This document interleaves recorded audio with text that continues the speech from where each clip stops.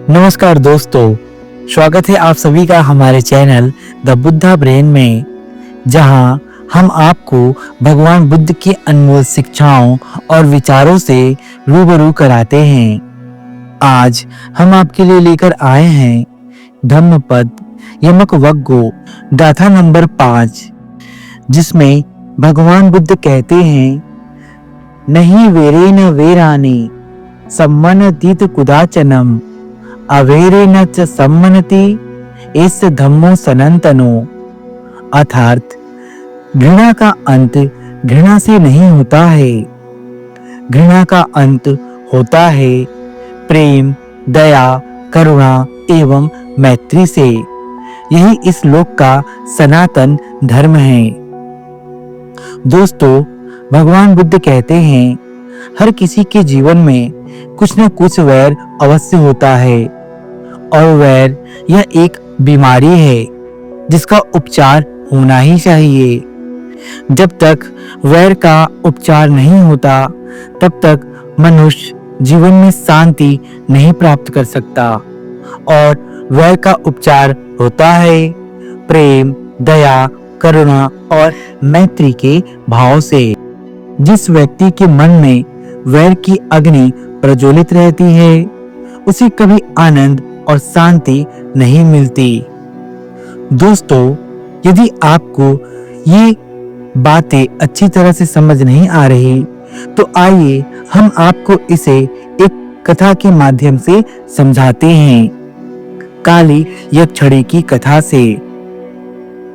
एक गृहस्थ की पत्नी थी। उसकी पत्नी बांझ थी।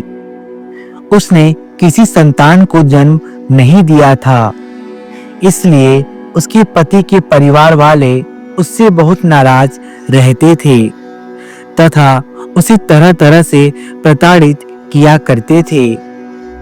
इस समस्या से मुक्ति पाने के लिए उस स्त्री ने अपने पति का ब्याह एक दूसरे औरत से करा दिया, पर हृदय में उसे सौतन का आगमन अच्छा नहीं लगा। अतः दो अवसरों पर जब वह नई औरत गर्भवती हुई, तब उस औरत ने उसे एक ऐसी दवा दे दी जिससे कि उसका गर्भपात हो गया। तीसरे अवसर पर उसने एक ऐसी दवा दे दी कि उस स्त्री का भी उसके गर्भ के साथ ही देहांत हो गया।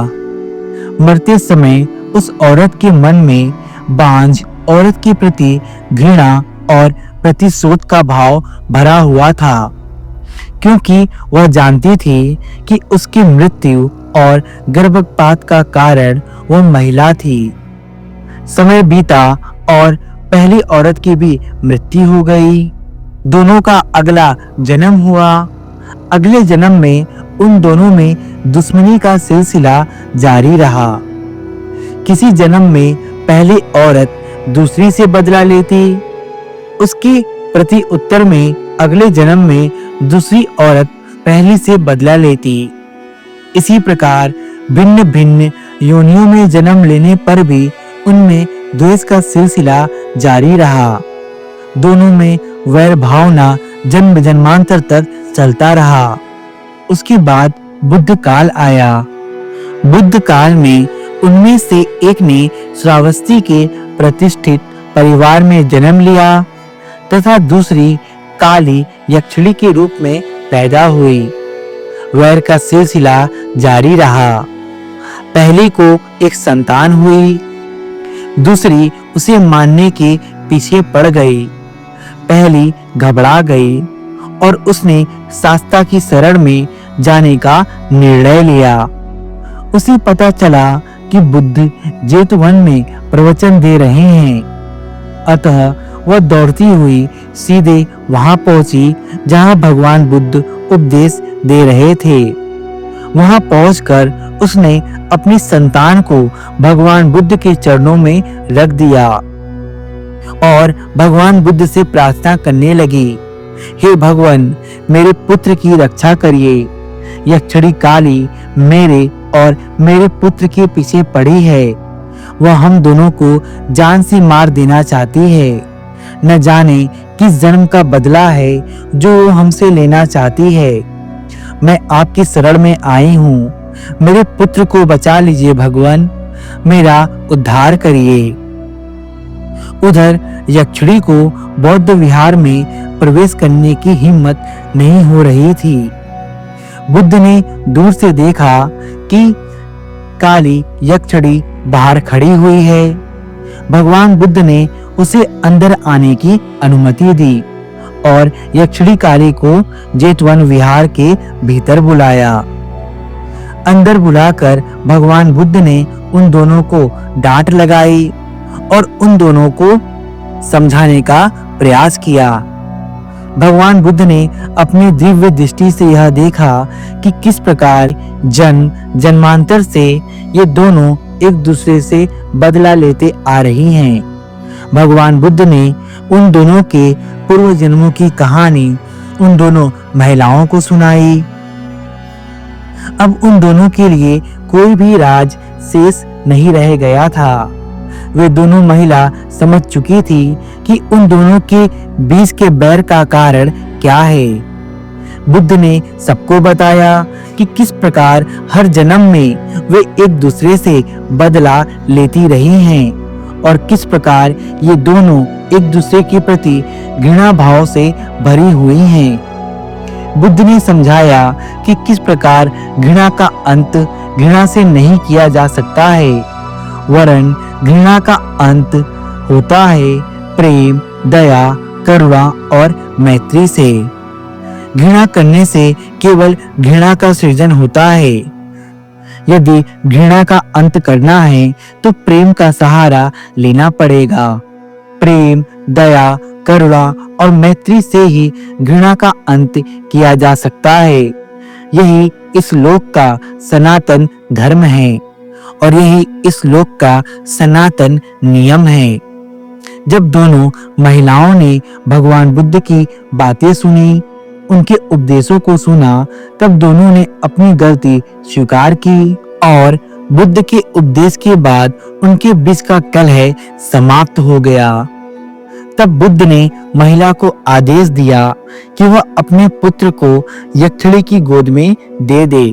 पहले तो औरत घबराई, लेकिन फिर बुद्ध के प्रति अटूट श्रद्धा और विश्वास के कारण उसने अपने पुत्र को यक्षिणी काली की गोद में दे दिया। यक्षिणी ने बड़े प्यार से उस बालक को गोद में लिया और उसे चूमा, मानो वह उसका ही पुत्र हो। फिर उसे उसकी मां को वापस कर दिया। इस प्रकार दोनों के बीच की घृणा समाप्त हुई और भगवान बुद्ध ने उन दोनों के जन्म जन्मांतर की वैर को समाप्त कर दिया। तो दोस्तों, भगवान बुद्ध हमें यह स्पष्ट समझाते हैं कि घृणा का अंत कभी भी घृणा से नहीं होता है। घृणा का अंत होता है प्रेम, दया, करुणा और मैत्री से। यदि आप भी किसी से घृणा करते हैं और आप भी बदले की भावना से जलते हैं, तो भगवान बुद्ध के इन वचनों को याद रखिए और इन्हें अपने जीवन में उतारने का प्रयास करिए। बिना प्रेम का सहारा लिए हम अपने जीवन से घृणा का अंत नहीं कर सकते और जिसके जीवन में घृणा और वैर की भावना बनी रहती है, उसका मन और जीवन सदैव अशांत रहता है, वो सदैव दुखी ही रहता है। इसीलिए अपने जीवन से घृणा और वैर का अंत करिए। अपने मन को प्रेम से भर लीजिए। दया, प्रेम, करुणा, मैत्री, यही आध्यात्मिक गुण हैं जिसका आचरण करके मनुष्य अपने जीवन को अत्यधिक शांति प्रिय, आनंदमय और सफल बना सकता है। शांति से जीने का यही एक मार्ग है। और याद रखिए, वैर से वैर का अंत नहीं होता, अवैर से ही वैर का अंत होता है। यही इस लोक का सनातन नियम है। यदि आपको ये वीडियो पसंद आई और इस वीडियो ने आपके जीवन को मार्गदर्शित किया हो, तो वीडियो को लाइक करें, हमारे चैनल को सब्सक्राइब करें। मेरे चैनल द बुद्धा ब्रेन में बने रहने के लिए आप सभी का धन्यवाद।